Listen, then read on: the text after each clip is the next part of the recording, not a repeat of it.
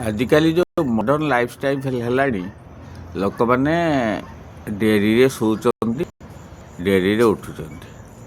ତେଣୁ ସକାଳର ସୂର୍ଯ୍ୟୋଦୟ ସେମାନେ ଦେଖୁନାହାନ୍ତି।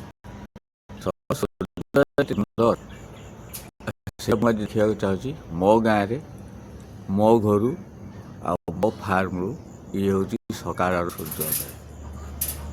ସେପଟେ ଯେଉଁ ବାଉଁଶ ବୁଦା ଅଛି ଆଉ ସଜନା ଗଛ, ତା ମଝିରେ ସୂର୍ଯ୍ୟଦେବଙ୍କ ଉଦୟ ହେବାର ଯେଉଁ ଦୃଶ୍ୟ କେତେ ମନୋରମ, ସେଇଟା ଯିଏ ଦେଖିଛି, ଅନୁଭବ କରିଛି, ସେ ଜାଣିଛି।